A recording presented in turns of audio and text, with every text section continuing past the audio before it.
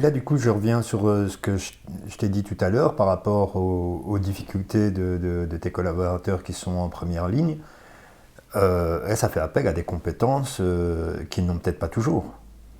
C'est vrai, c'est vrai que c'est un métier qui demande beaucoup improvisation. Non, ils sont formés pour travailler. De toute façon, si on décide à un moment donné de travailler dans le social, ça veut dire que on a une propension à s'intéresser à l'autre. L'autre, j'en parlerai après avec l'objet que j'ai pris, c'est toute la question de l'altérité. Et donc, quand on fait ce travail social, quand on veut vraiment s'inscrire dans ce métier, mais avec tous les paramètres que ça comporte, on s'intéresse naturellement à l'autre.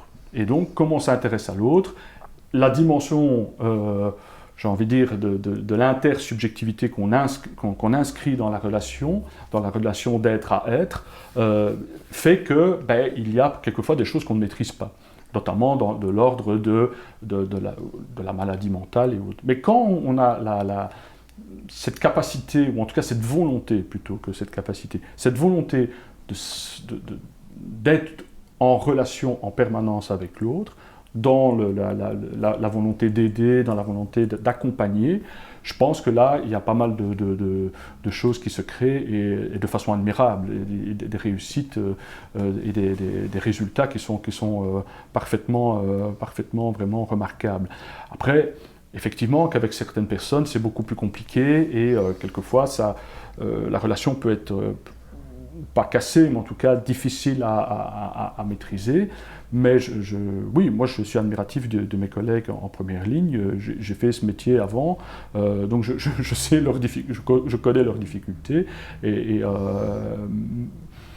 Après, ça renvoie aussi à l'être humain, même s'il n'est pas plongé dans la grande précarité, est un être complexe qui se cherche en permanence.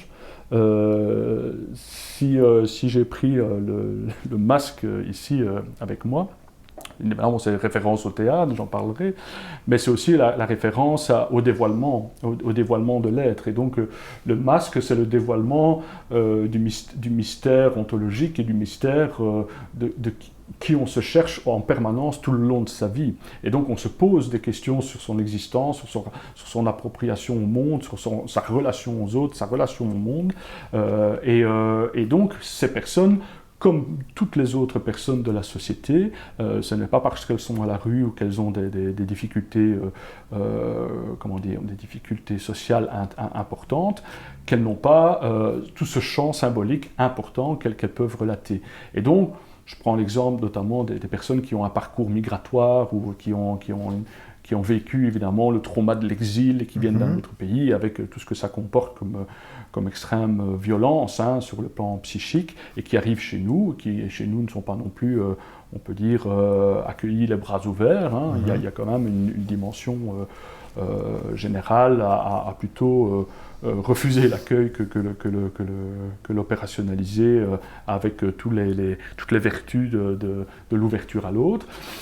Et donc ils le ressentent, et ça se passe dans les corps, ça se passe dans la conscience, ça se passe dans leur expression, et mes collègues évidemment sont témoins privilégiés de ça, et c'est toujours intéressant évidemment comme restitution de la parole, de pouvoir travailler culturellement et socio-culturellement cette parole singulière, et aussi cette relation au groupe qu'on essaye de créer dans le foyer, le foyer au sens feu, au sens chaleur humaine, qu'on essaye de mettre dans le cadre de l'accompagnement et de l'accueil de ces personnes.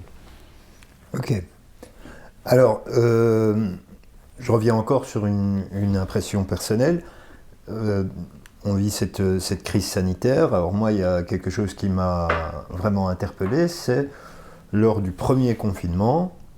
Alors le slogan, c'était « Restez chez vous, restez chez vous ». Et donc moi, je sortais et je voyais donc ces sans-abri dans la rue, apparemment on ne s'inquiétait pas trop de leur sort. On a l'impression que certains n'étaient peut-être même pas au courant du virus. Et je me suis dit, en fait, c'est un petit peu les oubliés du corona, quoi.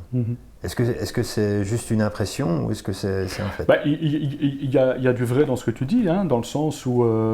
pourquoi? Parce que directement, je reviens à la norme que j'expliquais tout à l'heure, enfin la norme de nos démocraties avancées libérales, c'est de dire, la norme c'est d'avoir un logement. Donc si on dit à tout le monde restez chez vous, naturellement, les gens restent chez eux parce qu'ils ont un logement. Et après, on se dit, ah mais non, il y a quand même des gens qui n'en ont pas de logement.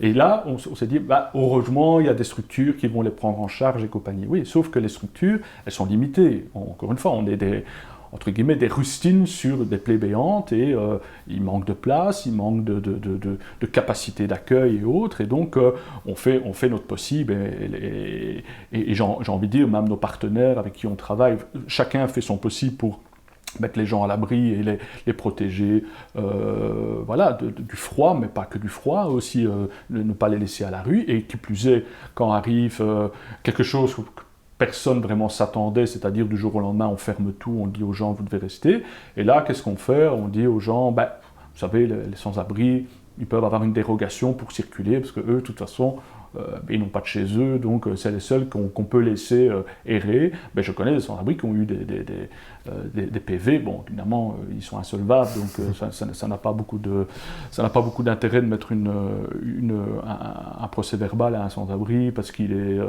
8 heures du soir et que normalement c'est le couvre-feu. Enfin, je veux dire, il faut à un moment donné un principe de réalité. Et je crois que même pour les forces de police elles-mêmes, moi j'ai rencontré différents agents qui ont dit, oui, par rapport à ce public-là, nous on vous fait confiance, et s'ils sont en rue, En plus, la Louvière a cette particularité, c'est la 5e ville de Wallonie, mais finalement il y a un peu, quelque part aussi, cet esprit de village où tout le monde finalement se connaît assez facilement, on repère assez vite les gens, et donc à part quelques personnes sans abri qui aiment plutôt rester seules et éloignées du reste du groupe, souvent ce sont des gens qui restent globalement en petits groupes ensemble et ont finalement des pérégrinations assez connues, c'est-à-dire qu'ils ont toujours un peu les mêmes chemins, les mêmes horaires, et donc elles se repèrent, ces personnes se repèrent aussi dans ce qui existe dans les dispositifs, que ce soit notre abri de jour, l'abri de nuit, mais aussi le relais santé et d'autres lieux. Et donc ce repère dans l'espace, et ce repère quasi temporel, mais très différent de notre rapport au temps. Et donc j'expliquais qu'on nous a confisqué le temps, en tout cas qu'on l'a privatisé ce temps, en tout cas le capital l'a privatisé. Et ce qui est intéressant chez les personnes avec lesquelles on travaille, les personnes sans abri, mais en tout cas les gens qui sont un peu, j'ai envie de dire, immergées dans la grande précarité, c'est qu'elles font un espèce de bras d'honneur au temps confisqué. Elles se réapproprient leur temps à eux. Un peu comme au Moyen-Âge, quand les gens allaient au champ, on ne leur disait pas « tu travailles 4 heures » ou « tu es payé 8 heures ». Non, ils allaient au champ, ils semaient, ils récoltaient, et quand la tâche était finie, quand leur travail, au sens noble du terme, était fini, ils rentraient. Et bon, je ne dis pas que les conditions au Moyen-Âge étaient meilleures que maintenant, pas du tout. Et comparaison n'est pas raison, mais tout simplement pour se dire que elles aussi, ces personnes, elles ont leur pérégrination en fonction des bâtiments qui ferment, un autre qui ouvre, elles se repèrent dans l'espace.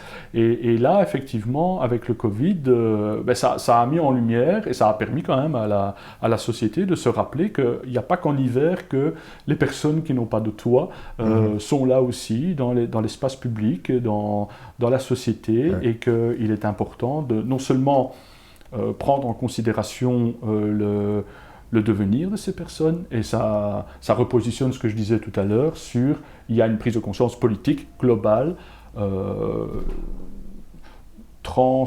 structurelle, j'ai envie de dire, parce que c'est pas uniquement le social qui va réparer tout, ça doit être évidemment une mise en perspective de plein d'acteurs différents pour prendre fondamentalement cette lutte contre la grande précarité et la pauvreté comme on lutte contre un virus, quoi. Donc on n'a pas eu peur de prendre des mesures extrêmement coercitives et extrêmement, voire liberticides à l'égard de l'ensemble de la population, et on peut remettre en question quoi que ce soit. Moi, mon point de vue, c'est qu'à un moment donné, il fallait protéger effectivement les personnes les plus vulnérables, les personnes âgées, les personnes porteuses de comorbidité et autres. Et donc, c'est un principe de solidarité aussi. Donc, si on est capable de le faire dans le cadre du virus pour protéger des gens et éviter la mortalité importante, on doit être capable de le faire pour d'autres causes tout aussi essentielles.